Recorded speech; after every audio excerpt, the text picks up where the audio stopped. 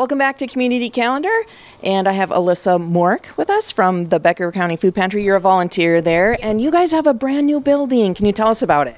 It's very exciting. It's been in the works for a few years. The funding kind of all came together, and the schedule worked out with our contractors. Foltz Buildings kind of led the way for us. And we had our first day open actually yesterday, and it's a brand new beautiful facility, and we're able to just store a lot more food and accommodate a lot more clients. So it's a very exciting new building. Now, is it in the same location as the old one? And new location, where are you at? No, so we are now north of town off of Richwood Road, not far from the radio station, about a half a mile north of the intersection of 34 and Richwood Road. So it's like Boys and Girls Club, that area. North of there, half mile. If you're coming from the north, we're a mile south of Tower Road off of Richwood Road. And you can see us right from there. We're kind of the only building there on Terry Street. So the official address is 610 Terry Street. Okay, and so what kind of, what does the food pantry do? Yes, so we provide food and supplies for families in need that reside in Becker County. So anyone in need, we just ask you bring a recent piece of mail that shows your mailing address, not a P.O. box, so that we can make sure we're serving Becker County residents. And then you do once a year at least have to sign a form verifying your income, that you're below 300% of the federal poverty level. That's because we get some food that's subsidized through a program called TFAP. And then we ask the name and date of birth for the people in your household. And you're welcome to come up to once a month. And you'll get groceries based on your household size. And we're set up now where actually clients can make a lot of their choices. So before it was come and more or less you're going to get your box.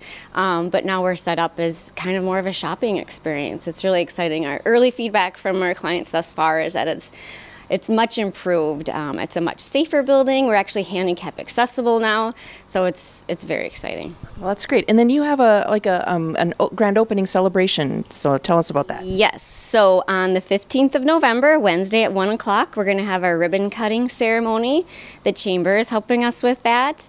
We're going to be doing tours of the new building. We'll have some refreshments, and just come by and find out what we're about. If you're interested possibly in volunteering, we can get you more information there, and it's just it's a way to kind of celebrate how far we've come as an organization and all the people, all the volunteers that made it happen. It was a whirlwind of a week. We went from the old building to the new building in 1 week, and we had the Lakers football team helping. We had various businesses coming by and donating their employees' time and donating their trucks and their equipment, and it was fabulous. It was really cool. Well, that's great that you have that support. And you have a couple other events going on, or fundraisers. Yes. So the day after our grand opening celebration, so Thursday the 16th, is Give to the Max Day.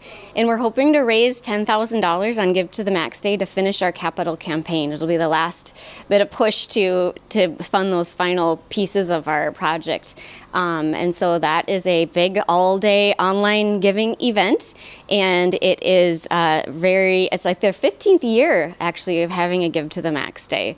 So it's done all online, and you can even go anytime in November. You can go to givemn.org, and you can search for all these different organizations, Becker County Food Pantry, one of them, and select, and then you can actually schedule your donation for Give to the Max Day.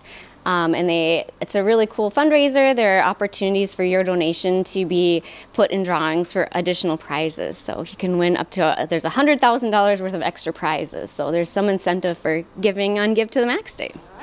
And then you have something else. Yes. So also on that day, that Thursday the 16th, is the first day that R&G Subaru is having their Share the Love event. So between November 16th and January 2nd, every new car or new car lease, new car sale or lease results in a $250 donation to us this year. So we're their hometown charity, and R&G Subaru also donates an additional amount past that $250. So it's a really big fundraiser. It's really fun, and if you want to buy a Subaru, you can do so on November 16th through January 2nd, and it'll benefit us at the pantry. All right. And then is the Canadian Pacific Holiday Train coming, and then that's a way that people can donate to, correct? Yes, so the holiday train is coming. I'm going to get my paper here, make sure I get the right date.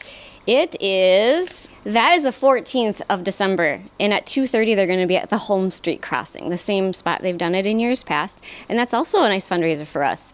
They call themselves CPKC now, not just CP Rail, and there are going to be some music, and Santa's going to be there 2:30 on the 14th of December.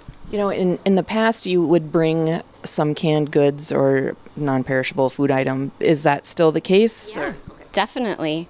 And if anybody ever wants to donate, we're open Tuesdays and Thursdays from noon to 3. And also we have a shopping cart at the Detroit Lakes Community Center right by the front desk, and you're welcome to drop off donations there as well. All right. Well, thank you, Alissa, for being on Community Calendar today. And make sure you check out the grand opening at their new facility, and the Giving Day, and buy a Subaru, and of course, go to the holiday train. So thank you so much for joining us today on Community Calendar. Me. Yeah.